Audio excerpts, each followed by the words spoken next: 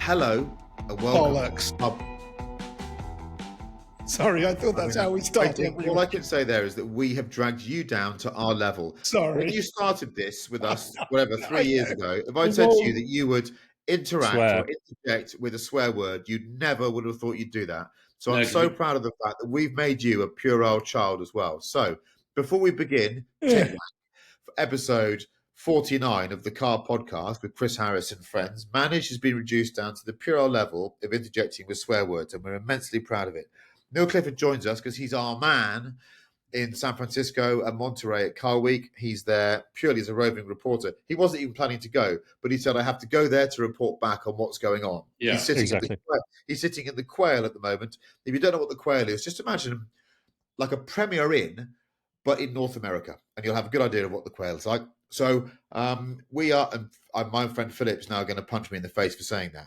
We're going to begin this week by talking about what we have done in cars. I think we have to go to Neil Clifford first because what he's done probably outranks what we've done. So Neil, Yeah. tell us what you've been up to. Okay, what have I done? I have a car in Los Angeles, which is a long story, which I won't repeat now. But I thought I would come over here with the wife and my son, drive it around, then drive down to Car Week, which I'm here now, and dick around in cars down here, sort of do a bit of work at the same time and fly home. I've achieved half of that. I picked up my car, drove it 95% successfully, and it's a very cool car, and I'm very happy with it. It's an old car, but it broke down. Oh no. We didn't know that. No, you didn't know that. I thought I would save that for the podcast. Yeah. Oh, bless you. If you have old cars and you have cool old cars, it's not easy, because if everyone could do it and it was easy, then everyone would have cool cars, wouldn't they? Old shitters that are lovely. And yeah, we broke down on Wilkshire Boulevard in rush hour, and Emma and I had to get out and push it 100 meters down the No. road. She's here No. now, laughing. We both got out. We pushed it down the road, and I thought it was. I won't go into the detail, but I thought it was old fuel, and it could well have been, because we pulled up at the side of the road, called our amazing people at Mercedes-Benz Long Beach. They dispatched an amazing guy called Albert, who came out with some new fuel, put the fuel in. In fact, it broke down twice. Let me just go back to that. It broke down at one set of traffic lights, and I'm like, oh, fuck. Pushed it about 100 yards around the corner, started it again, let it cool down a bit, was running perfectly. I'm like, fuck it, let's just get back to the hotel. And then broke down again, 200 yards up the road. I'm like, oh, this is not good. So we then pulled over. They dispatched Albert. He brought some new fuel, got it running, went to the petrol station, filled it up, and it was faultless. It was faultless from that point. And we scooted around Mulholland. I went up to the Angeles Crest for a 50-mile drive, which was quite ballsy of me, actually, if you reflect back on that, because there was no phone signal. So if it would have done it again 50 miles up the road, up a mountain, I would have been a bit more knackered. But I pushed through, did that, saw sunrise, saw sunset, drove about. But then I thought, 475 miles up to Monterey with luggage, with family. Am I gonna roll the dice? Am I gonna do a Jaguar? I'm gonna put all my money on green. No, I'm not. I'm going to take the car beautifully back to to Mercedes-Benz, because it's probably a dodgy fuel pump, or I don't know what it is. That heat sink. I've Googled it. I've put it in AI. I've put it in ChatGPT. It's got heat sink. It sort of struggles a bit when it's hot. So it's gone back to Mercedes to get beautifully checked over. And I got a hire car and drove calmly up to Monterey. So that's really what I've been doing. And now I'm scooting around. I was in Carmel last night. This thing builds up to an absolute crescendo of excitement in the next few days here at Car Week, and I'm really looking forward to it. And I went in a driverless car, which we're going to talk about later. Can I ask one question before I move this on? What car did you hire? Well, I don't even know what car it is. Well, you know, they all look the same, don't they? It's a look. It's a GMC, Yeah. and I don't quite know what a Some GMC numbers is. follow this, and It's Well, it's a Chevrolet, so it's basically a Suburban, but the GMC version. that's right. And you know what? It's So that means absolutely it's a Yeah. Yukon thing. And you know what? It's absolutely bloody fabulous. It's 6.2 litres, can seat 7, the CarPlay, the big iPad thing, but it's not too ugly. It all works. It's got radar cruise, it's powerful, it's comfortable, the seats are magnificent. I'd love one. Clearly the UK is a bit too small for these cars because you are like driving a articulated lorry. But you know what? It's really, really bloody good. And if you come to America for 2 weeks, which I'm lucky to be doing at the minute, and you don't go home wanting a big truck, then you're not into cars enough, right? Because you just get the bug. I want an old one. I want a 1970s F-150, or I want one of these new things. I wonder if there's any dodgy blokes up in Bradford that are importing them. You know, you see all these places up north that have got all these cool cars, and you want to buy one, don't you? So roll on American cars into the UK. So they thought I'd run out of fuel because the sender units can be a bit temperamental. So it was reading half gauge on the petrol, and we thought, well, if you just run out of fuel, this is going to be easy. So Albert came out, fitted the new sender, and I was all excited because when he plugged the lead in, the fuel gauge was going to show empty, and I thought that there we go, we fixed it. It showed exactly the same, half full. I'm like, oh fuck. It's not very helpful. It's not the fuel sender. It's a bit more complicated.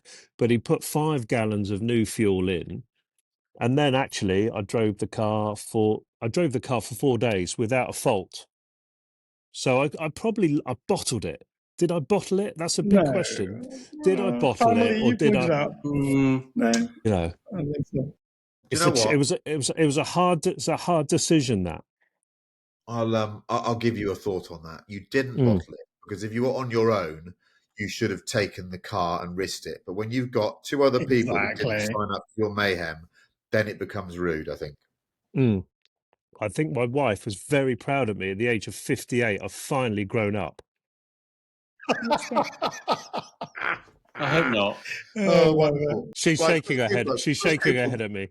Chris Cooper, what did you do in a car this week? I had an almost identical experience to Neil's because I went to the Philly Fair in Roseland in Cornwall, and I watched. I've got it here actually. It's just lots of lovely people doing country fair things in the lovely Roseland. Chris has just shown us an Instagram film. For those that listen to this podcast, it being primarily an audible commodity, he's just shown us a video on Instagram that we couldn't see or hear. Well, you'll see it when we put it up. We'll put a link to it. Yes. You curmudgeonly. Did it have anything to do with cars? It did have something to do with cars. There were 3 or 4, might have been 4 old cars. That's a car show. 4 cars is a car show.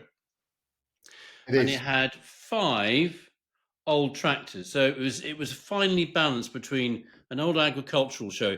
Somebody had a beautiful, actually slightly nicer than mine, Massey Ferguson 35. It was a much better paint job. I had a bit of Massey Ferguson envy, actually, and the Massey Ferguson paint job was a bit better. So I went there. With Cameron, and I went there with our lovely old boy dog Murray.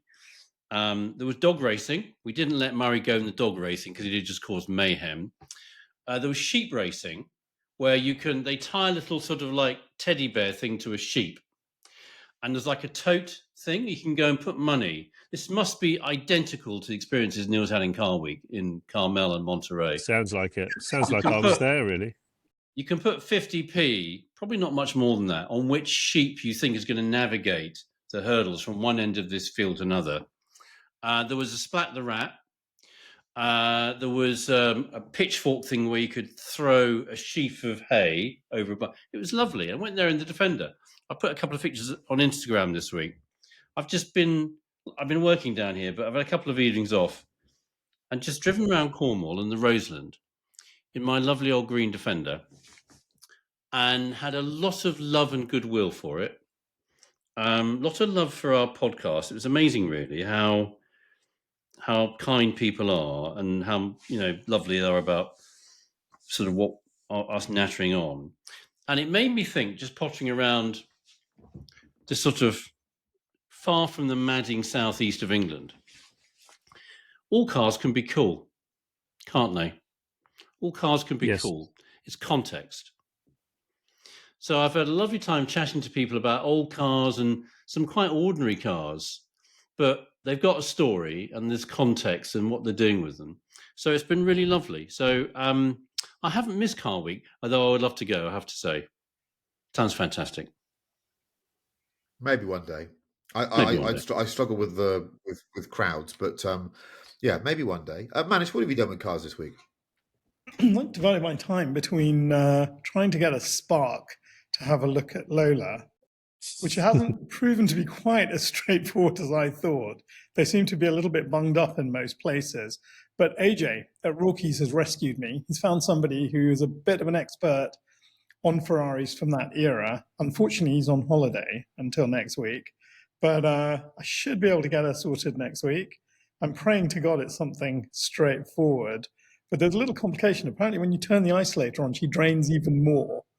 And my only fear are these three letters, aren't they? ECU. Is there something kind of clever and electrical? But she's earthing.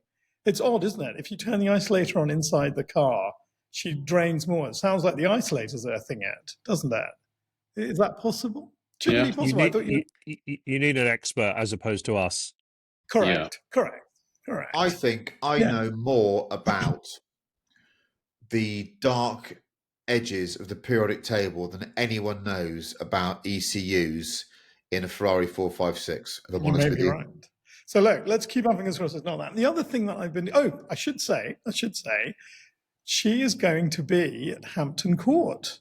She's been invited to the concourse, which I'm pretty stunned by. So she'll be on the Connolly stand.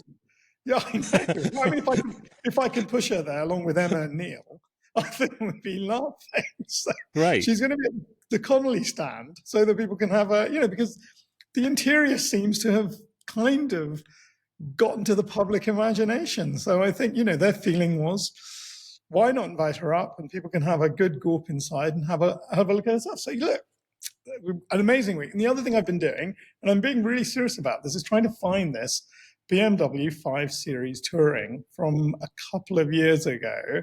I want to find either a 530i or a 520i that I really, really like the look of. The only thing is that they all seem to have the dark glass at the back. I don't know what you do about that. What do you do about that? Buy something else. You can change it, but it's bloody expensive. It's more expensive. It's going to cost as much as the car, isn't it? No, it's about $2,500 to change. More than that now. Do they do that here? Can that be done here? Yeah, you can do it. Yeah. BMW do it, yeah. They sell it. You just got to find a friendly man to do it without charging too much labour. Well, I'm sure we can work on it. Do you know what? It's worth it because it makes the car yours. And I've been through that personalisation process once. And if anyone has proven themselves not to be scared of outrageous costs to alter cars to make them perfect, it's you, Manish. So I would maybe there's one that's already been done, Manish. Maybe we put a call out here that anyone's got a 2018 520i clear glass. Anything later than that, yeah, 18 to 23. I'm not in love with a brand new shape. I don't know why. No, you're quite right. So there we go. This is the official call to action. I'll put it out on my Instagram as well. We want a clear glass 5 Series Touring. We can talk about powertrains afterwards. Nothing hybrid if possible. And we want hybrid. We want it with clear glass, please. Yes. You can do that. I will buy it. Petrol? We like it. There you go. Petrol, please. Yes, please. Okay. Please. I had an interesting week in cars. I had I had a moment where I was slightly disappointed. I came out to the old Daimler, which I'm using the whole time at the moment, and it had a flat tire. I was like, oh, that's a bit of a pain in the ass. Oh, fab. So I thought I'd pump it up, and sure enough, I could hear it hissing. So I drove it round to a unit, and I thought, well, I better change the tire. And then I had a really pleasant experience because the thing about these old cars is they were actually designed for people to live with. So on the back of the long wheelbase XJ, there's a rather ugly sort of, it looks like a bit of square gauge steel tubing, which it is, that sticks out with a bung. And when you get a bit low, you think, well, it's a bit ugly. Why have they done that? What they've done is it's a jacking point. So you take the bung out and you slide the jack in perfectly. Brilliant. You untorque your wheel nuts and you jack it up with it's a ratchet jack. So you don't have to do this. You just ratchet away. That's my ratchet hand, by the way, to those that are watching. You then open the boot where you're presented with a full size spare tire and wheel, not on a steel wheel, but a proper alloy. So it looks Wow. like your other wheel. You take one off, you put the other one in the boot, and you drive away. And you think, it's another example of the fact that life has become more stupid. The fact that you can't. I mean, just imagine the revolution of actually being able to change a wheel and a tire, and there's a rag in the toolkit so your hands don't get too dirty afterwards. God. It's like Jaguar thought about what was going on. Bloody So we amazing. changed that. That was rather lovely. Did you And then manage to what I lift it did up? do as I jumped. Did you manage to lift? Because it's quite heavy to lift it up over. Did you need help with that, or did you do it yourself? He's staring at you, Cooper. Have He's you still seen? he's still talking, isn't he? So yes, I used my simian strength to lift the tire myself into the boot of said Daimler. I'm looking Have you forward. I'm seen looking forward to how seeing you big? tomorrow, seeing how chopsy you are when we hook up, Cooper. I was going to say, have you so- seen how big Chris Harris's biceps? They're the size of So mine. I then went to, but then we used that for another day, and then I moved into a car I bought earlier in the summer to be my summer car. And if you buy a car for a purpose that really is only justifiable to you, because it's a ridiculous purchase, and that's maybe what defines us that listen to this podcast. I thought Yes. I'm going to treat myself to a summer car. Now, back in the day when I had a weighty BBC salary, that could mean something quite stupid. But now I'm a more modest man, and I bought myself a Z3M Roadster, as some of you will know, earlier in the year. And this is my time to get into my sun. The sun's out, so I got into this car with my youngest boy, and we went for a good old drive. We sped down to Cornwall as well. And do you know what? I'm so glad I bought it. It's a car that totally defines how wrong road testers get it. And absolutely prime amongst those is me. When that car was new, I remember writing, you should have a Boxster, you should have anything rather than this rather wobbly, ill-defined car from BMW that I think I wrote it was a waste of an M3 engine or something ridiculous like that. And how wrong was I? Because I think it looks fabulous now. It's just, I think of it as a modern day AC Cobra. It's wide, it's curvy, it goes like a stabbed rat if you rev it. It sounds great. It's made by BMW, so it's reliable. I'm Nice to drive. and I think maybe we should think about cars we should revisit that the road testing fraternity thought were shit when they were new.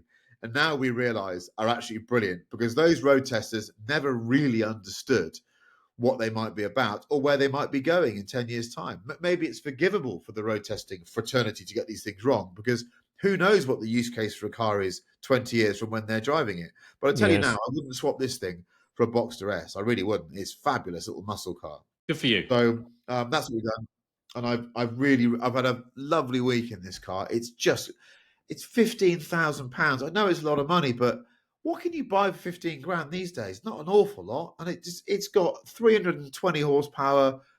It sounds fabulous. It goes well. I'm really enjoying it. So that's I been think my the subject of cars to fit little niches in your life.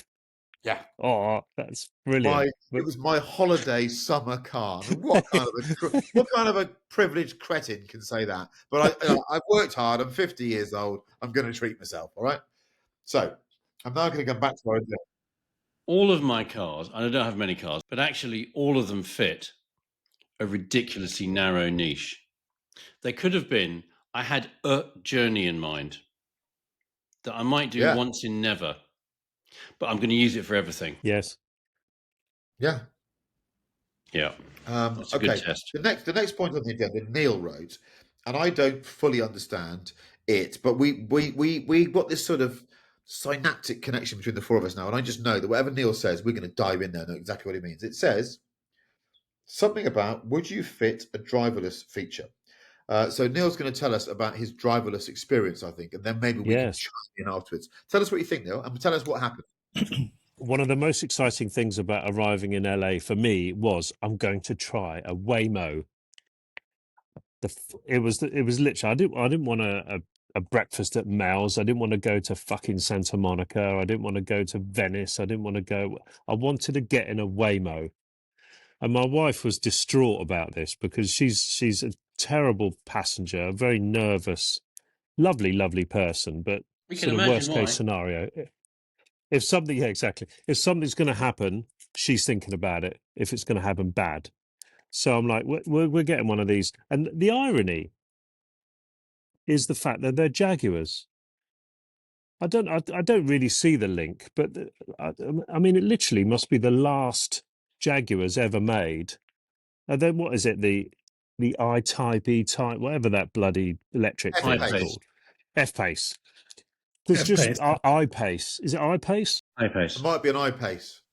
Yeah, it Yeah, I is. think Well, you're right. it's electric. There's hundreds of the bloody things. These white Jaguars zooming around Los Angeles, and they've got and I've got a little video. We can post it hopefully. They've got these sort of spinning things on the top and spinning things on every wing, back and front. You know what? It's absolutely bloody brilliant. How they've managed to get the right balance of driving skills of this car, or the right level of risk taking, I suppose. Because obviously you jump in this thing and there's the steering wheel's going round and the car's just driving for you, makes you a bit nervous. It arrives actually with your name on top, which I thought was also quite cool. And you open the car with your app. You can choose your music. You can choose your temperature. The driver doesn't smell because there isn't one, if you know what I mean. Sometimes you get in a cab, you're like, oh my God, or the music's too loud, or the air conditioning isn't the right temperature, and you don't really, Always. I don't really want to ask the guy to make it cooler, make it hotter, turn the music down, go. You just get in this beautifully clean car. You can adjust everything yourself, and it drives, frankly, beautifully. Doesn't break the speed limit, which maybe is one of the slightly annoying things. You feel like you're going, you feel like you're going a bit slow, but the balance of risk, it sees everything. You've got a lovely little screen that you can watch, which is obviously the radar of the car, so you can see if someone walks along the pavement 100 yards or 200 yards up the road, the car can see it.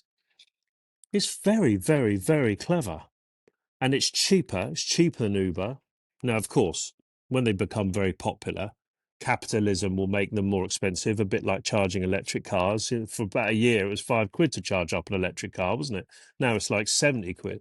So it will determine the fact that if people prefer them to human beings, it will become more expensive. That's just the way life is.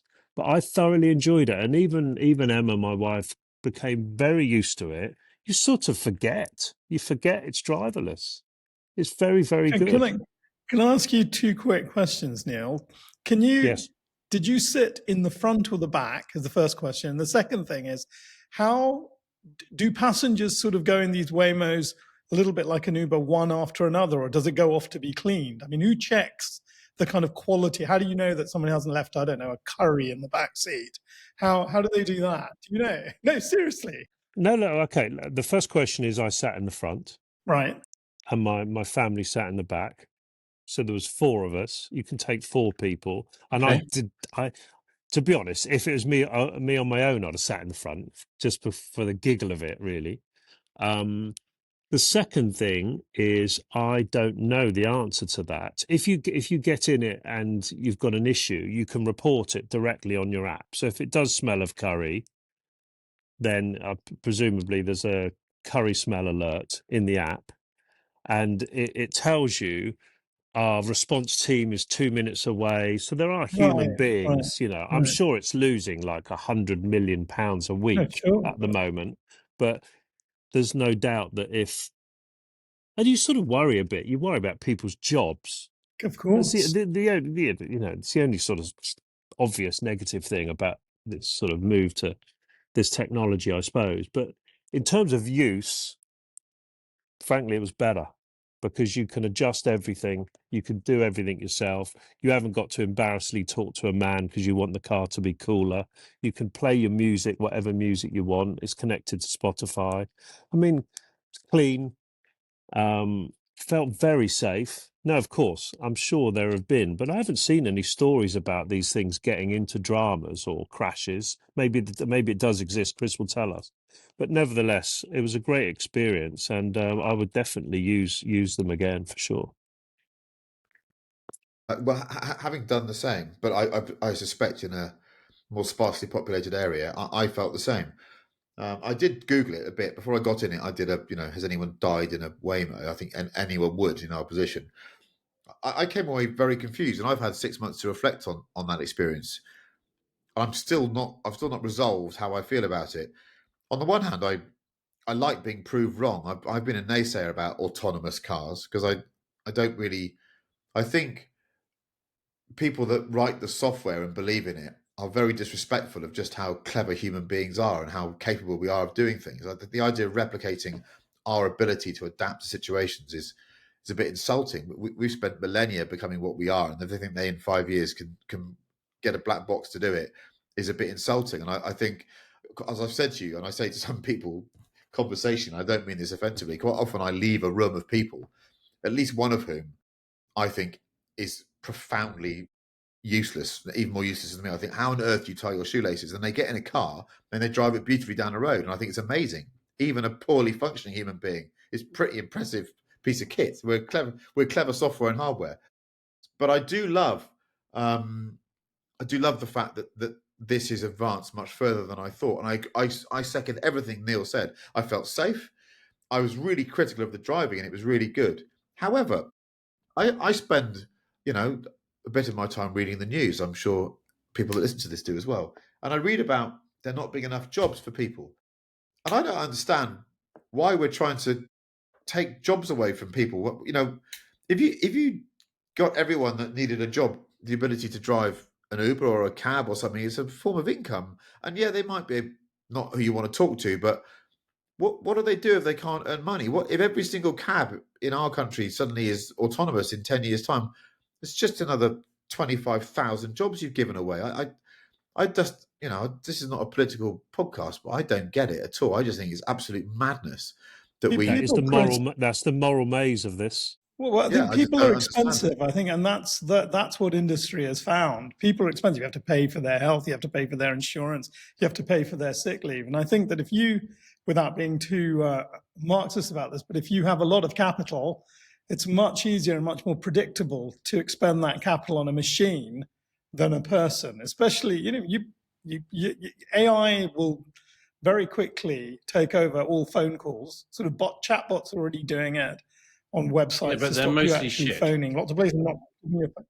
I completely agree. I completely agree. No, the emphasis, basically we're paying for it. The customer pays for that. They could make a phone pick up in 5 minutes rather than 30, but they're going to spend money doing it. It's your money, not theirs. But I do agree with you. You do wonder why you would want to get rid of some jobs. And that does feel like a very personal job, doesn't it? You can have a bit of a good relationship with a taxi driver. You're right. For every, There will be new jobs. There will be new jobs. I I agree with agree. Neil. I suppose that I the bit agree. that I find really interesting is I've been a naysayer about this, and I couldn't pick a hole in the way the car was driven or the way it went. Mine fluffed up dropping me off once, but actually the rest of it was bloody brilliant. Did And you actually, overtake anything in this Waymo? Did it overtake something and navigate itself back into the lane? Can you remember that? it drove. I know it drove better than most of my friends who don't like driving would have driven me. Right. That's right. It felt That's what I safer. say. The one thing that I found intriguing, which is clearly not that interesting, it indicated without moving the indicator stalk. Oh, That was, I thought, ooh, because I was waiting for the little indicator to go down. Yeah. But obviously they've disconnected that stupidly because it doesn't have hands, but it indicated. And actually, in America, the indicator doesn't exist. No one uses them apart from Waymos. I've driven 500 miles up, over 24 hours up from LA to here. I don't think you saw one person indicate on the freeway. People just zoom about. But the Waymo is very disciplined on its indicators. okay. A question for both Manish and Chris. Would you get into one of these things without researching it? Would you just happily get into one and be driven?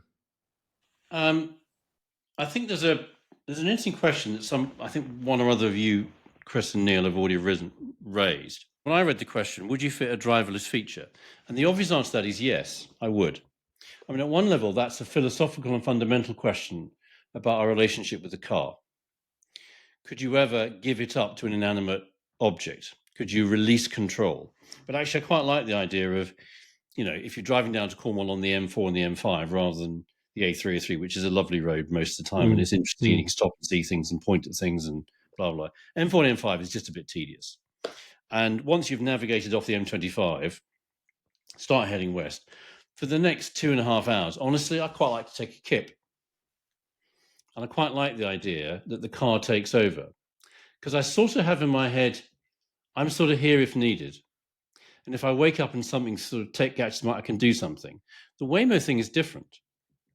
You can tap on the app. I mean, is there a button on the app which is help? I think we're going to die. Do something. Yes, Or there is. There is. Yeah. I mean, which sounds like something you would have. So I think I like the idea of it. It does sound very interesting. I think the discussion and the argument about what about the people whose jobs are at risk. I think that ship sailed when coal-fired steam engines started changing the way in which agriculture and other trades and things in the 18th or 19th century started changing. This is just today's iteration of that. I think that's true. That ship has sailed. I'm more thoughtful about if you could sit in the passenger seat, in the driver's seat, in your own car, and say, do you know what? When aviation started with autopilots, because autopilots in aviation was pre-war, I think, wasn't it? Probably the first autopilots were pre-World War II. And there was a guy, I looked this up, because I remember growing up with my father talking about, because he wasn't a pilot, but he was quite into engineering and aviation. And aviation in the 60s and 70s and 80s was really interesting and diverse, and people trying different things. And he would often refer to, I'm going to let George take over. George, I think, was the name of the engineer, American engineer, who patented the first aviation autopilot. I quite like the idea in the modern automotive setting of saying, I'm on the M4, just going past Slough, quite like George to take over. I think there is a place for that, no matter how enthusiast-minded and passionate and weird and nerdy we are about cars, is kind of my answer. Agree. Manish, what about you jumping in one of these things? I think I'd do it. I'm sure I'd research it. I would probably feel more comfortable in one of these things at 20 miles an hour in central London, where you effectively go at 20 miles an hour and no further. And Neil has said they basically explicitly sit on all the rules. They stick, to all the rules. So I don't think this thing would do 20.1 miles an hour. I'm sure it would change lane by indicating. I don't know how I'd feel about that. Did either of you two take one of these on an actual freeway? Not really. I mean, the big roads in LA, Wilkshire or Sunset or Santa Monica, they're 3 or 4 lane. How quickly can you go on those? I mean, because I remember Wilshire Boulevard was always 50. You got to 50, because I never remember going anywhere near that fast. The traffic was always that bad. But I think I'd be a little bit nervous. It was funny, when I read the question, there was one driverless feature that made me feel very nervous, and it's the idea, that you can have cruise control with a radar. so it maintains. I love perfect that. distance. No, I love everyone else to have that except me. That would be my perfect version of that. Everyone driving in a very disciplined manner, but I'm allowed to kind of break the rules. That, I don't know why, but that, again, at 70 miles an hour with an optimal distance between us, I'm sure it's safer. There's something very counterintuitive about that. And perhaps that is a bit of an OCD control thing. You're asking a question, I guess, about control, but you're absolutely right. I'm sure if I go to LA, get in a Waymo 2 or 3 times, that will be the end of Uber and the manned taxi. Can I just add one more thing? Do you know what would tip the balance for me? It would be if you got into the Waymo in an airplane movie style, a little inflatable man appeared from the backrest of the seat in front of you in the driver's seat. Yes, that would be great. And that little That would be smile good. on his And face. yes, I think we all know the scene I'm talking about. Yes. And that little smile Yes, on we his do. face appears. And there's a yes, Leslie Nielsen voice in the background saying, it's a big building with patients in it, but that's not important right now. I think we'd all think Waymo's really cool. yeah, Yeah. I've got 2 things to add to that. First, I shared with you guys a clip of, I think it was a BYD or something in China going round and round that was out of control. Yes. Yeah. That was that was a stark reminder that when things go wrong, find it on. We'll see if we can put it up now. There was That is a Chinese hilarious. electric car that had basically lost its shit and was just going. It was like a Labrador doing zoomies around a car park and just get out of the way of it, really. But the consequences are different when they weigh a couple of tons. So yeah, you can keep that. The other one was, I think maybe I didn't want to be sort of jump on the bandwagon because at the time it was quite politicized, but it made me feel even more aggrieved about some of the claims that Tesla's made over the last few years. That when I got into this Waymo, when you're up close to this thing, the amount of equipment yes, to tell you where it is and what it's doing is vast. It doesn't look. It looks like a car that's come out of a Star Wars set. Again, to use the analogy, it's got sensors. It's got things whirring on. It's got so much going on. And the idea that a Model 3 Tesla, we were told, could do the same thing and just drive itself is utter bollocks, and we all knew it was. that's And very true. I think that made me think, do you know what? At least these Waymo people have been honest. They've not tried to package this as a normal civilian car. This thing looks like it's a military object. It's got stuff whirring on it. You can't hide this level of kit to be able to drive itself. So I had a sort of sense of sort of brewing anger Very that we good were point. right. That when Elon said, when your 2 years ago, when your Model 3 isn't working for you, it'll go out and it'll work all night, come back and earn the money to pay for the finance. It's just not going to happen, lads. Yeah, that's true. So moving on. Why driving at night under lights will always make you feel like you're in a Hollywood film. We don't have to go on too long about this, but I think the right car at the right time under strobe lights in a city is about as romantic as it gets in a car. Neil Clifford, what do you think? Yeah, I've had I've had problems with my eyes, and they fixed themselves, which is really clever. By We'll talk themselves. about that on another podcast. But yeah, by themselves. Wow. I had prescription glasses. Basically, I didn't really enjoy driving at night because my eyes are not quite as good as in the day. But now my eyes have improved because I no longer need prescription. It's all a bit weird. That is So very weird. now I do. It is very weird. My optician man said it does happen as you get older.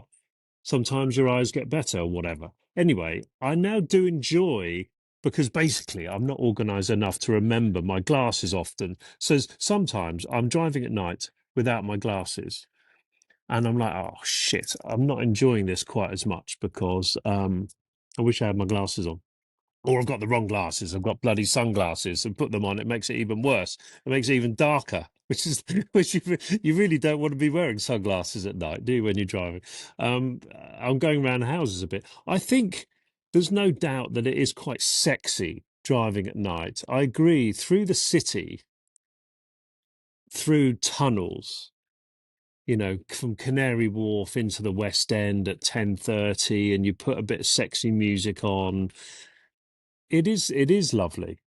I think, frankly, we like driving anywhere, don't we? And basically you create a scene in your head, and maybe I'm not the only person that does this. I'm sure all of us weirdos do it. You do create a bit of a movie scene to sort of make your current situation even more interesting, maybe, than the reality. I'd imagine Manish does that because he's a film director. So, and he writes most of the two-car garages now. So we know Manish's imagination can go off on one in very, very interesting tangential positions. So yes, do we create a film set around our little situations just to pass the time? I think we also do that, don't we? So yes, driving it now my eyes are better. I enjoy driving at night. Yes. Manish, what do you think about driving at night? Oh my God, it is an absolute joy. And if you get the music right, Yes. then you really can go on. And that's one of the things. And I love driving at night alone. That is actually a little tiny, if I'm allowed to say it, I have actually cheekily taken Lola out for night spins, but Yeah, very night. late when no one is around, especially in central London, when there are just a few cars, when it really is just you, the lighting, and in slightly high-rise areas. That's the other thing that gives you that feel. I wrote down actually just a few film thoughts, little bits that you might want to look up. There was a beautiful version of The Long Goodbye that Robert Altman made in 1973. It starred Elliot Gould. Right at the end of the film, Elliot Gould is just running through the streets of San Francisco, trying to attract the attention of the femme fatale who's driving a convertible Mercedes 350. If you look at the lighting in that, the way the music, the lighting, the position of the camera work, it is a primo Hollywood moment. It's so beautiful, and the car really makes it. Another film to see, just to look at a city lit at night. Just watch the opening credits of Someone to Watch Over Me that Ridley Scott directed in the late 80s. You will never see a night scene lit as beautifully as that. It's a mother of all light scenes. And then the absolute pièce de la résistance of lighting at night and cars, even though these cars fly, is Blade Runner. Just look at Blade Runner at night. And if you've got those three films, especially as I do, sort of tattooed in your brain, when you drive at night, especially in a low Ferrari with your windows down, you're living that. You are living that. It's a beautiful thing to do. It's romantic. It's what cars are about for me. I think, yeah, I'm with you. I love it. Chris Cooper, what do you think? So you've got to have a clean car for this to work. You've got to have a clean car because stuff has got to glint and shine. And I think the bit in the city is really important and really interesting. Very late at night. I mean, a lot of cities now, they never sleep. I mean, there's actually, how late do you have to be before there's no traffic, or there's the traffic jams in London get worse at midnight than they are at 10 o'clock. But empty streets, glass-sided buildings, offices, shops, whatever. And you can sort of do that. You sort of, almost the slower you go, and the spokes of your wheel, your silver wheel, can't do this with black wheels, losers. Your silver spoke wheels, you just watch them very slowly rotating. You're doing like 10 miles an hour. 10 miles an hour looks cooler than anything else because you can see the wheels rotating. And there's something about the visibility of that at night in a glass fronted shop window, blah, blah, blah. Petrol stations are cooler at night because of the lighting. They're much cooler at night. And I can remember, I think it must have been, God, like everything, it's a million years ago. Do you remember when motorway lighting changed from neon bulbed street lighting to, I think, sodium filled lights? And it was a much cleaner, brighter, whiter, almost translucent light than sort of the neon orangey yellow sort of, flaring, horrible sort of quality of light. When those sodium lights came in, I remember I had my Mark 1 MR2 company car. and it was a bit of the M42. I think I'd gone from the M42 on the M5. I was going somewhere down towards, actually not a million miles from where Litshow is, and it was quite clear, and just the light shining off the car, it just looked so cool and Hollywood. And it reminded me of, does anyone remember the film that Mercedes-Benz did when the R230 Mercedes was launched? Would it have been 2000, 2001, something like that? It was a film called Lucky Star. And it was Benicio del Toro driving a Mercedes R230, the first of that new shape Mercedes. Shot at night somewhere, I guess Los Angeles or whatever it was. How cool was that? I still look at those early 2000s R230 and think that's such a cool car because of that film that Mercedes made. Look it up. Go onto YouTube and Google Lucky Star Mercedes-Benz, and it's Benicio del Toro at night driving one of those. It's cool. We're all in a Hollywood film when we do that. I think I might have written, but I'm completely seduced by driving at night. I think Chris is quite right to point out that actually it's maybe the one environment in which I don't care about speed too much.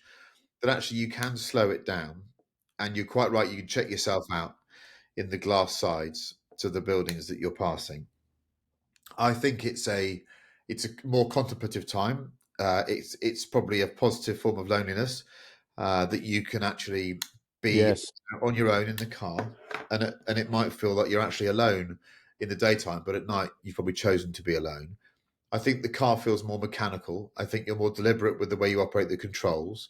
I think you're probably a better version of the driver that you think you are, and you're not as rushed. Maybe you're not aware of why you are, and maybe it's so obvious thinking about it now. You're not rushed. You're not hurried. You might have just gone out to drive the car, so you're probably better. I think everyone has a romanticized notion of how they first viewed driving at night. I know one of mine, utter cheese, but to this day, is that Rocky IV Lamborghini Yalpa moment when Apollo Creed has died and there's no easy way out comes out. Robert Tepper's amazing tune. He gets in the Yalpa, he's broken, he fucks off into the distance in this car, and the car sounds amazing. It's a really great rock tune as well. And he explodes into a tunnel, and it just confirms, and I believe this is true, there is no car that doesn't look better at nighttime under neon lighting. They all do. Yeah. The light, the shapes pop, the lines pop. There's a reason why design studios, have this type of lighting before they explode into real life and daylight. They just look absolutely awesome, I think, at night. And then we get to the cabin. I can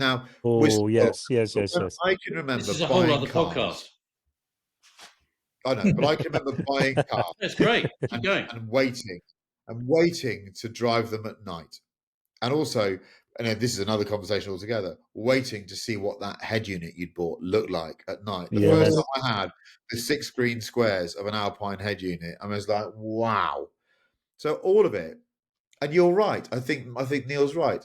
I think you become a dreamer. Maybe you're more comfortable being a dreamer. You do, yeah. You put yourself into this scenario. Am I average Chris Harris driving a Peugeot 205 around Bristol in the daytime? Yeah, but at night time, I'm probably something different in my head. I probably was. Yeah. I probably thought I was something. If someone had stopped me and asked me what I thought I was, they would have locked me up. But I think it's a wonderful dreamscape that you go to at night in a car. Yes. And I love it. I have to say, even now, I get in the car and I just look around and I think maybe one of the things that very modern cars do is the theatre of the interior lighting now. Like, I've got an M5 that has lighting that goes all around the doors, and it's like a mood lighting. Like if you do something crazy, it all goes red around you. And if you go fast, it goes. It's like the car's displaying a personality. It's bizarre. One of the few great pieces of theatre from modern car designers that I think really works. Also, the Mercedes, some of the Rolls Royces and Bentleys have stars on the roof. Don't think the ambient star on it. It's crazy. Absolutely crazy. I think the positive loneliness Yes, that's a good way of I putting think it. is lovely, and therefore the music is 10 times more emotional, isn't it? Oh, yes. Yeah, you're quite right. There's a topic we can come back to, which is what's your favourite journey that's different because it's at night? And I can Yeah, think we'll of come I back. can think of a number that are they just hit differently. And I that time thinking of when I was in my red, I just had it cleaned, and I was really pleased. We all like we talked about it before. We like clean cars are just nicer to drive. It's an engineering and physical fact. They handle better, they stop better, they feel slightly faster. The tires feel like they're exactly the right pressure. And on that sort of twisty sort of slip road between the M42 going clockwise to go down the M5 southwest, you could sort of lean on it a bit and you think, I'm a racing driver. How hard can it be? But you do. It's just such a lovely escape. It's fantastic, I isn't did it? that recently and had a different outcome. That's another story. Yeah, we've all done Right. that one. Here we go. This is a good one. We've got to move on a bit. We're going quite slowly, but we are loving it. Great engines in shit cars. Oh, Now, I suspect this was written by Neil Clifford, so he can go first. it was. Yeah. Yes, It was. It was. I mean, it's such a brilliant subject. This. I have to jump straight to the truth for me anyway. Mercedes, Which one? How the long you got? one, the car. Yeah, exactly. The Which car ones? actually that Mr. Cooper has just referred to. That's SL55 of around 2005, which I've stupidly bought about 3 of those fucking old sheds. And because if you put it into AI, what's the perfect car for 15 grand? It coughs up that, doesn't it? V8, supercharged, convertible, German build quality, electric steel roof. You drive the thing, it's a bag of nails. It's shit. It feels like it hasn't been screwed together properly. Everything's loose, wobbly, fat, heavy. The bloody even the dash is a bit shit. All that old fucking hasn't got DAB. The FM thing is all rubbish. The engine is worth 10 grand on its own, right? But the rest of it is. I even bought. Oh well, I didn't like that one, but I bet you if I buy the whatever that stupid F1 Performance Pack Edition, which is another 2 or 3 grand on piston head, because it's got some sort of, I don't know what it's got, to be honest, some wanky little body kit on it or something. They and don't get me on the SL63, the next version. That's a All of good that. car. He's got. That's a good car. You can fuck off. If you read about All that, right, you all got right, all no right. idea. Yeah, I haven't owned one of those. You know, that SLK 55, bless Helen, who I've sold it back to. It's a very, very pretty little car. It's not very good. It's not very good. You always go, I wish I'd have just bought a fucking 911. So I think Mercedes have to be very, very guilty of building cars with amazing engines that are absolute turd to enjoy. I'll follow that, Chris Cooper. Impossible. This is a really interesting question because it kind of forces you to say and consider, if I had to choose, would I choose a great car and a great engine in a shit car, or a great car and a shit engine? Actually, it's a really, really interesting choice because we all know examples of both. And sometimes they work at different times for different reasons. So, more, I mean, it's slightly unfair because it's not its fault. And we talked about it before. Alpine A110 is a great car with a really, really just average engine. It can Yes, make good yes. noises when you pedal harder. It makes a bit of an actually surprising amount of nice induction noise, but it really can sound like a white good at some point. But when I read this, sticking to the question, unusually for me, it was the shock of it that shocked me. The shock of how shocked I was that they got it so wrong was what got me to think, The shock. how could they? What were they thinking? And I'd had a CLK, and not a 2000 model year CLK facelift, so it had the indicators and the wing mirrors. Keep up at the back. 430 cab, which actually worked. And I got it when it was about a year old, and I just loved it. It was dark blue, so probably tanzanite blue, sort of like light mushroomy coloured interior, dark blue hood. I loved it. Had the AMG alloys, but not horrible body kit. And I thought, more's always better. More's always better. I'm going to find. It didn't do a CLK 55 cab, certainly not one that was available in the UK. But I saw it was at Bramley Cars, just near Guildford. In the days when, hey, this is ages, doesn't it? Do you remember the days when there were outfits that imported cars, new right-hand drive cars from the continent because it was cheaper? Yes. Bramley specialised in those times, early 2000s, with Parallel sourcing, imports, they were called. parallel imports.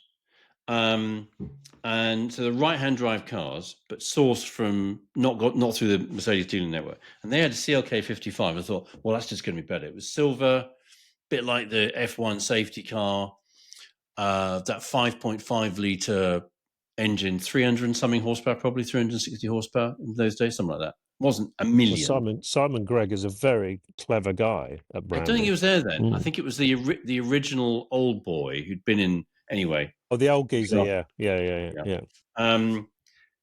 It was dog shit. It was really, really absolute. The gearbox was shit. The engine, it was mainly how badly matched the gearbox was with the engine, which was brilliant. But the steering didn't work. All the things you didn't notice in the lower power car suddenly completely dominated it. And that was a good example of, I couldn't get over it. I couldn't get over how much it spoiled the car, that the car bit was shit. Mercedes are very guilty at this, aren't they? They were, I mean, I was thinking about this earlier in the 5 minutes I had.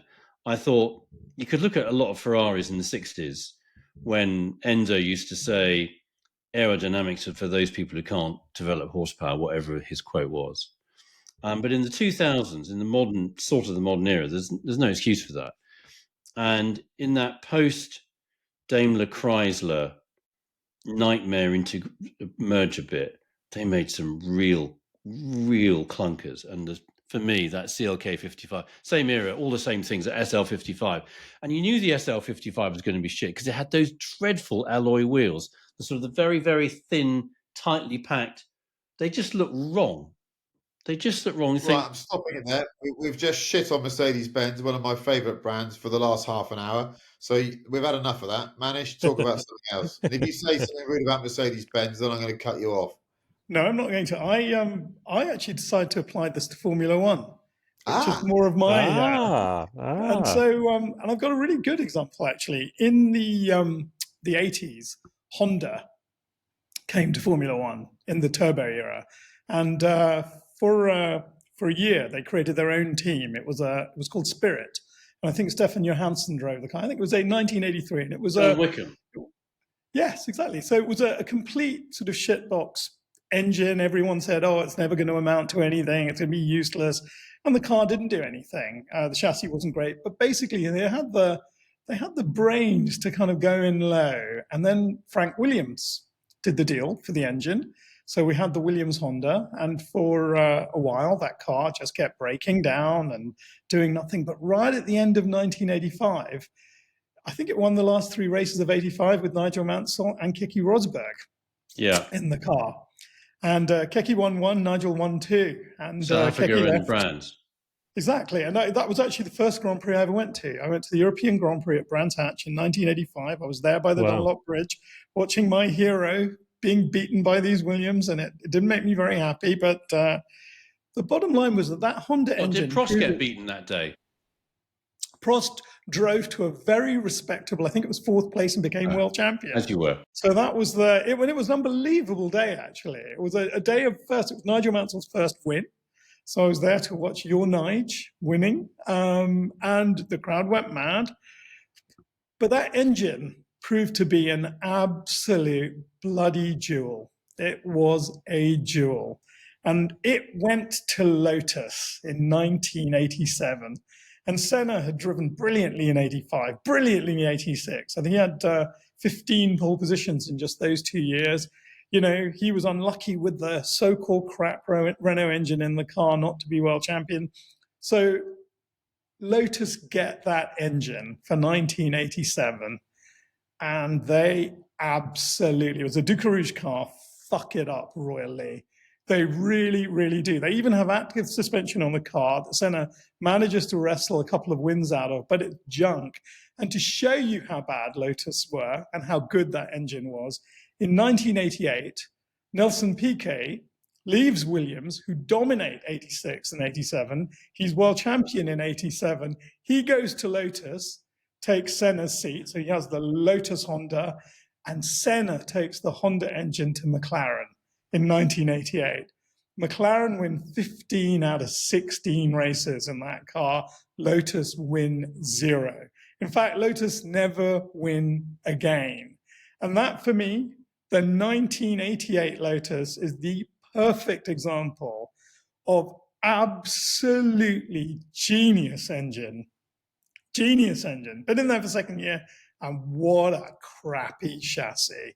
Doesn't win. And that's it. Good example. That's it. I mean, Yeah. I love That's it. bloody good. I love it when we don't quite answer the question that was asked, but actually it's a lovely answer. Brilliant. Great, man. come on, Yeah. shit car, great engine. It's a great one. Yeah. I'm not going down the Mercedes-Benz route, but I completely agree with my learned colleagues that for a while, what undid Mercedes was that its engines were unnecessarily good and strong, and that exposed how far behind they were. And it wasn't just the sort of that, was it Schremp era where he effectively they had Yeah. they worked out that they could use electronic chassis controls to not let drivers get too close to the, let's say, slightly poor limits they'd set for the car. So they weren't really finished.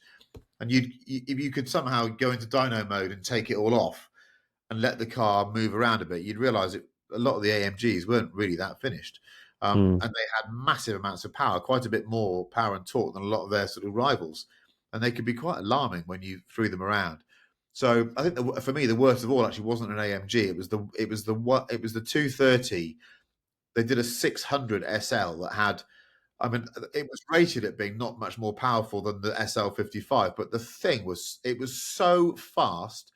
But really, I remember driving it on a dual carriageway and thinking, I need both lanes here just to vaguely guide this thing where it wants to go, because I couldn't. Yeah. It had a mind of its own. It had an open differential, and it would sort of every now and again it would spit another few hundred foot-pounds of torque at you, and you'd think, "Fuck me, I better hold on here." So yeah, that wasn't great. I mean, my year of testing cars, Alfa Romeo were really struggling. And I remember, we'd go on about the Busso V6 and all that. And it was a cool engine. But if you drove it in a 147 GTA, or maybe worse, still a 156 GTA, you'd be there going, how have they delivered this car? Because it's a really sweet little motor. But the rest of the car really is absolute bobbins. So that they were difficult. I think BMW were always pretty damn consistent. There's one car that I think we rightly all love, but I remember at the time maybe I was too kind to it because it had this engine that was developed by Cosworth. You'll guess what the car is. It was a V6, and it had so much power and torque. I still think they lied about what it had, but the rest of it was rubbish. And that was the B5 RS4, the Avant. That car was so fast in a straight line. It had so much performance. And we all thought, it's an M3 estate.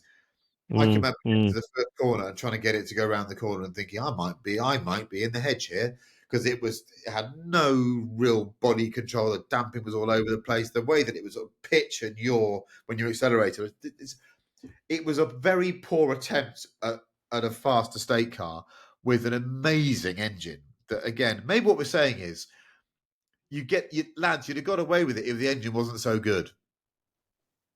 Then maybe Yes. that's what we're saying. So yeah, there you go. Some great engines and shit cars. What we've got here, I'm going to go over to again my learning colleague Neil Clifford. It just says Lewis 8.8.25. I think I know what he's on about, but tell us what this is about, Neil Clifford. Look, I'll caveat this to say I'm a massive Lewis Hamilton fan, and I I adore him. I want him to win 8. He's our best ever Formula One racing car driver. But there was this 8-8 thing, and I follow Formula One ish, so I'm not really in the loop on it completely. My son follows it more, and there was this 8th of August thing bobbing around, and I thought that it was something to do with Lewis and Formula One. Not that he was going to leave Ferrari and all that, wasn't that? But there was something going on. And then, can I just read this? It takes 30 seconds. There's a story. There's a story in the smoke introducing Almav Waymo. I'm terrible at reading, as you can see. A smoky, non-alcoholic spirit made with the espadin agave harvested from the foothills of the volcanoes in Pueblo, Mexico. By adapting ancestral distillation techniques from the cradle of the mezcal, Humo delivers the depth and intrigue of traditional smoky spirits without the alcohol. For festive dinners and everyday celebrations, or for moments of discovery and deep connection, Humo delivers sophisticated cocktails of and authenticity beyond proof. So Lewis has launched a drink. Fair enough. Work is mainly about money. He's a big celebrity. He's got plenty of money, but why not get more money? That's the point of work. But I mean, what the fuck is this all about? Get back in the car and win some races, or sort your car out, or have a word with Ferrari. Do something, like fine. It's look, if someone comes to me and says, sponsor my drink, I'll give you £1 million, I'd take it. But maybe if I've already got 800 million quid, I'd focus on, being a Formula One car driver. That's all I've got to say. And I love you, Lewis. When I looked at this, because I've read what Baptized Neil, in the fire of what was it? What was it? I don't Baptized. know. I Blazed in can't fucking Blazed of read. You Adventure. read it. I read this earlier on because I thought I almost can't give a shit about it because I kind of guessed what it was about. Yeah, And I it's read money. this It's and I just fine. thought, and I wrote on my note 5 minutes before we started, David Beckham. That's what I wrote. And I thought, Lewis, you can do Look, better. I mean, I had, Beckham's a hero for me, right? I'm a Man U fan. I love David Beckham. I love Lewis Hamilton. I'm a bit caught here because I never want to criticise. But, you have to call things, hold on a minute, just have some Yeah. sparkling water. Yeah. So the bit under that heading, if you go back to when they launched this thing in 2023, is it Almave? It's Almar, Almave, I Who think. knows? It's Almave. Almave. So it was launched late 23. Tequila has been Lewis Hamilton's drink of choice, but he wanted an alternative that allowed him to live a busy life without restraint. I get that. I don't drink. He quickly realised there was a gap in the market. I bet he bloody did. Rather than sitting there thinking, I spent 2 years in a dogshit Mercedes after losing at Abu Dhabi, rather than thinking about how do I make my Mercedes less porpoisey and less ride height sensitive, and when am I going to win a race again? No, I looked at a gap in the tequila market. It's bobbins. He It's probably just, didn't, he probably spent you 10 think? minutes on You this think? maximum. Yeah. You're not allowed to say that because no one will buy it, Neil. Lewis thought about it. It's just. Manish. Well, So a very quick answer to this. I shared with you guys an article. I don't know if you read it. It's Nigel Roebuck, again, going back to Formula One. It was in 1990. It was Nigel Mansell trying to make a decision about what he was going to do in 1991. And as you know, I'm not such a big Nigel fan, but I have to say I utterly admired this. He was given a contract to stay at Ferrari for 1991, which would have just blown all other contracts away in terms of how much money he'd have got. He said, you know what? No, I've earned enough money. I'm only staying in Formula One for one reason and one reason alone, and that is to become world champion. So if I go to a team next year, it's got to convince me that I can win the world championship.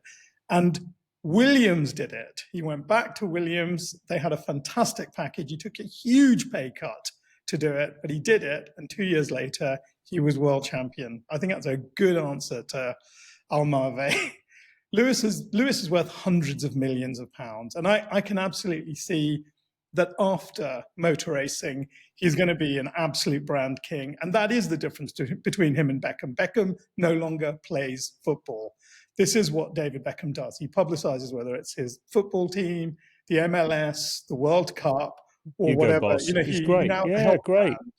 You know, that's great. But he is retired from football. And I just think, Lewis, you know, if you can spend 15 minutes working on some aero fix or try to help your guys find it, do it. Look for every decimal point now, because, you know, you don't have long in Formula One. Focus totally on Formula One right now. That's it. Just focus on Formula One. 23 hours, 59 minutes a day. Dream about Formula One, because if you win an 8th title, that puts you somewhere no one else has ever been, and you still have a chance to do it. That's my answer. Yeah, I don't think that's happening, but there we go. I don't know what to make of this. Look, I've to a much lower level work in the public eye, and sometimes you get offered chances to endorse products and you do it. I mean, I have to say I wouldn't do it unless I tested it. You know, I work with a tire company. People give me shit for it. I've driven the tires; they're good. I wouldn't do it unless if they were shit. I wouldn't do it.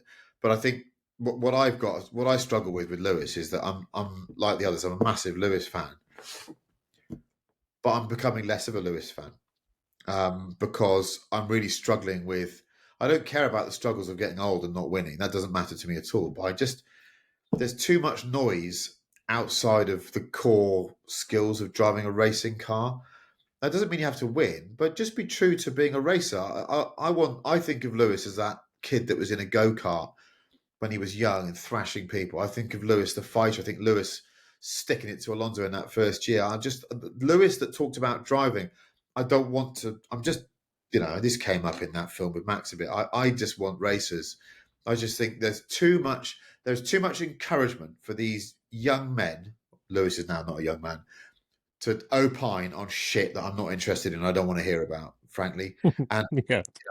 alcohol-free tequila can really go fuck itself. I'm not interested. I'm afraid, you know, you need to speak to the genius that is, you know, Liam Gallagher, who just said, look, don't invite me out for one beer. I'm not interested in having one beer. If we're going out for beers, we're having a lot of beers. So if you drink to have a drink. I don't understand alcohol-free rum or whatever. There's a perfectly good drink called orange squash, which I drink when I'm not drinking. It's a really good drink. So the idea of having alcohol-free whatever it is doesn't interest me anyway. And I just don't want my Formula One heroes getting dragged into this nonsense. So that's what I've got to say on the subject. It's just, you know, it's not his fault. He's not winning anymore. The game moves on. But the wording of that is pretty stinky as well. You know, it's just, we're up there with keen harpists, aren't we? We are. Let's move on. Let's move on to a two-car garage. Let's be positive. Yes. We like. Yes. Always says be positive. Yes. So, Yes, exactly. Two-car garage. You live in the US of A, where comfort is king when travelling any distance. You've been invited to the Luca premiere in Edinburgh, but the only first-class flights are to London. I don't know why we've chosen this, and I don't know who wrote it. Pick two cars. One to be transported in from Heathrow after you've used the arrivals lounge, naturally, to Edinburgh, and one to arrive at the premiere in, making a bit of an announcement. Remember, Luca presided over more than Ferrari and used to be a rally driver. Oh, and he's a farmer too. So there's no budget here because he's also not lacking resources. I'm going to go first with Manish, who chose this. So, when is the premiere, Manish? Okay, if I can plug that. So we are going to have the most beautiful premiere for the film, finally, at the Everyman Cinema at the new Whiteley building. And I've driven my colleagues absolutely mad with this, but it is the most beautiful Oh, no, cinema you've barely you'll ever started, Manish. No, I can't help myself, as you know. So it's the 25th of September, and there's something else to announce. We are going to be live streaming the Q&A to, I think, a dozen other Everyman cinemas. So what we'll do is, I think below this, we'll have a link that you can press, and it will show you all the other Everyman cinemas that will be showing it that evening, kind of live, simultaneously. We're hoping actually to broadcast the red carpet as well. So you will be able to watch it and kind of almost be at the premiere in 10 or 12 other Everyman cinemas before it goes on release at the Everyman cinema. So Very cool. Very cool. I said that enough. What's Okay. your two-car garage, Manish? Okay, so the first one, it's got to be this. This is a Luca Montezemolo era Maserati Quattroporte, which is on the Car and Classic site. You'll be able to buy that Yeah. in 7 days. It's the 4.7 litre V8. Manish. I mean, now I've got to find another bloody car, haven't I? So sorry. I just great thing. Well, at least you're educating me. Okay, Cool. that's a way to look at that.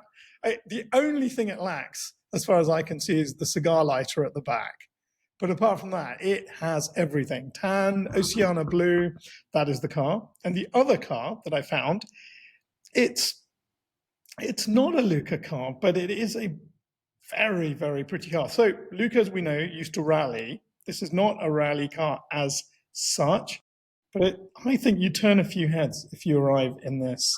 It's a Lancia Beta Monte Carlo from 1978. And that is just Fucking a hell. silly car. And I know That it is probably now doesn't one go of well. one.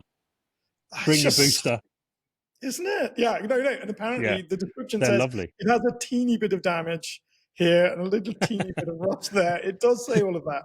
But I think you arrive in that Beta Monte Carlo, people are going to turn their heads, aren't they? Am I correct in saying that that was the love interest in Herbie the Love Bug? Oh, it could. Yes, it was. It was a Lancia Beta. Good. You're absolutely Good right. nerding. Very nerding. good. Very good. Very good. Neil Clifford. Two great cars there, Manish. Thank you. Thank you. Okay. To pick me up, I couldn't really read this properly because I can't really read properly. I'm going from Heathrow to Edinburgh in a car, Yes. and then I've got to. Okay. So to pick me up from Heathrow, bit of a sort of Luca thing. Got to be Italian. They've all got to be Italian. A Lancia 832. You Thema? found one. So Thema, but with the Ferrari engine and the lovely buttery soft leather. 50% chance of getting there, but you're going to take a risk. I've owned one of these. Actually, I sort of pissed off and sold it, to be honest. Blue with tan. Move the front seat electrically forward as much as you can, so you've got a tiny bit of legroom. Lovely V8 engine. Cool as fuck. Understated. No one knows what it is apart from you, so it's even better. Perfect. So all the way up to Edinburgh, and then you know what? Bloody boring, bloody obvious. I'm showing up in an FF. It's one of Luca's favourite cars.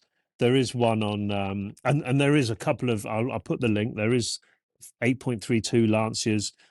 What I really wanted to show up in was the Fiat 130 Agnelli estate car, but it's not. It's not on car and it's no. not on Car and Classics. But I will put a link to it. In fact, they did at 8.32 estate for Agnelli too in Argento Silver. But That's is cool. and yeah, they did. I saw it at the whatever that thing up is in San Moritz. That sold on Bonhams, I think, 2015 for 20 grand. Fucking hell, someone got a good deal there. But anyway, none of those two cars are on Car and Classic, so I'm going with the standard 8.32. And then I'm going FF. There's 4 or 5 FFs. It's got to be red. So I've chosen a red for the movie's called something red, isn't it? Into the Red? Luca Seeing Red? red. Seeing red. So 2 red cars, FF, job done. Yeah. That's Chris me. Cooper. I've done this slightly differently. So, Aha. so the first car I chose was, which is lovely actually, because I thought about a bit of farming. So it's a Fiat Panda 4x4 Sisley. Oh, Oh, I nice. just think I don't know whether I'd go up from London to Edinburgh in that or not. I'm not really sure. Anyway, the other one I picked It's not really on brief, but bugger me. I mean, you just have it. It's a road-going Group A Cosworth RS 500, I think. Cosworth, Sarah Cosworth's Ooh, road car. bloody hell. It's got nothing to do with the brief, but it's on Car and Classic. The auction starts in 6:00 when this goes out in 4 days' time. It'll start just after the Friday this goes out. I mean, you just would, wouldn't you? That is great. You just would. Sorry, Mm. Luca. I'd probably turn up in that just because you could. That's what I'd have. But Chris, Yeah. what would you say? What is this car? It's not Italian. What You- is what is this? it? Is rally car. is Rally car. made by a is a Ford? Is a oh dear no. Well, this is interesting question. So I've changed my mind on this, and actually I'm glad I have, because Manish's choice of the Quattroporte 4.7S has made me realise that Luca also is a man who has very little interest in travelling long distances in cars. He doesn't like it at all. He loves trains, and Italo is his current passion. I think he still owns a bit of it, maybe not much of it, but he's so proud of it. I'd take the train with Luca. He loves the train, so I'd Good show him the idea. sleeper train all the way up, and because I know that we need to make an entrance, and also I want to choose a vehicle that would refer to a specific point in this film. I'm not going to give it away why, but it's very important that we turn up in a Giallo Fly Ferrari 348. Now, I'm not going to say why, and no one on here is, because they've seen it. But the Giallo Fly 348 is mentioned in this film, and it's well worth listening to why. So we turn up in a Spider. It's not an auction at the moment. It's actually a for sale car. But I also direct everyone on Car and Classic to that 7-day auction for the 4.7S Quattroporte, because it is a bit of a honey, that car. They're really special. It is. But Giallo Fly 348, I turn up with Luca. He's got more hair than me. He'd have to drive it. He wouldn't let me drive it. 25th of September. Be there or be square. We'll be pushing it heavily before then. Don't worry. No, I just love the idea that, basically, if it is at 12 cinemas simultaneously, we're enjoying it with, I don't know, 1,200 other people. And that would be great, because everyone's so small. It really will. And you will be able to text in questions for the Q&A. So Mr. Harris will be fielding those, I would imagine. Can we text in questions?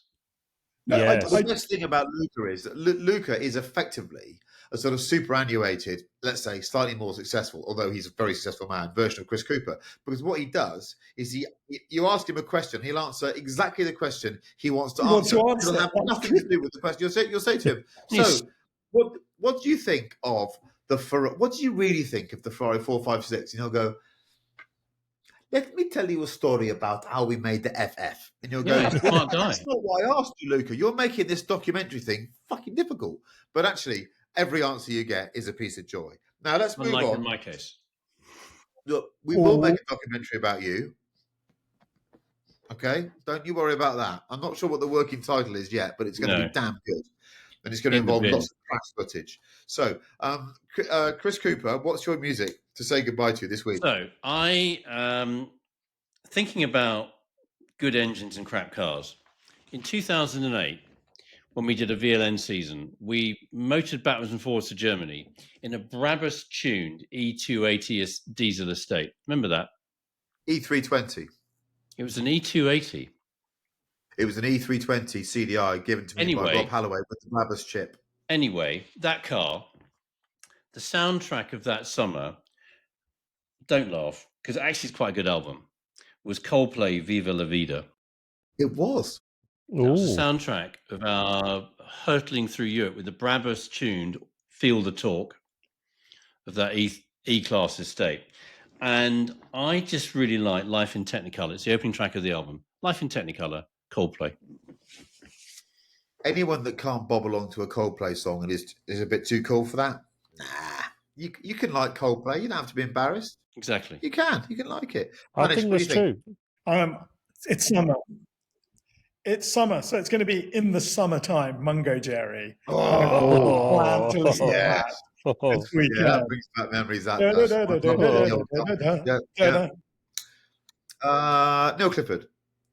You know, if you're driving 7 or 8 hours, you struggle with. I struggle with even my own playlists and choices of music. It's difficult, and so I decided to. The only genre I find long distance is jazz, because it's sort of it's not too in your head. It's just a background. You can do your sort of imagination of you're in a movie. So I listened to 5 hours of Miles Davis yesterday. So what, I don't know, Kind of Blue, stick Kind of Blue album. I mean, it you don't run out of, you don't get bored with it because it's just in the background. So yeah, I enjoyed that yesterday, and therefore, So What, I think, is the first track on the album. Yeah, do that. He liked his Nice. cars as well, didn't he? He wasn't shy of a Lamborghini, was he? Was old Miles Jazz. Davis? He was a fucking dude. He had some cars. Oh, So I'm going to go. If that's the king of cool, I'm going slightly the other way. But I heard. You know, sometimes you hear a tune that you realise was actually quite a large part of your life and reminded you of many things, but you've not heard it in 25 years. I'm going to say a name of a band, and you're all going to go, "Oh, I remember that." Hue and Cry, Oh, I Labour remember of that. Love. Sorry, which Ian Cry song? What did you say? Labour of Love. Labour of Love. God. And that's it's, you know, peak, it's peak top of massive the crooning. pops. It's massive. It's peak 80s. It's just Yeah, it 80s is. Yeah, crooning. And put yeah. it on in your car, and it will make you smile. And you'll. But the most thing, the test is, if you're driving towards some other people with the windows down, you'll probably turn the volume down just as you get there, just so they don't hear what you're listening to. But Brilliant actually, song. it's a really cool tune. Thank you Yeah. very much for letting us bore you with the 49th instalment of our Stinky Car Chat. We look forward to hosting you for the 50th. And remember, put in your diaries now, 25th of September, Everyman Cinemas. We're going to be doing something quite special with our hero. So please, we'll start pushing it more and more. 25th of September. Over and out from me and my learned colleagues.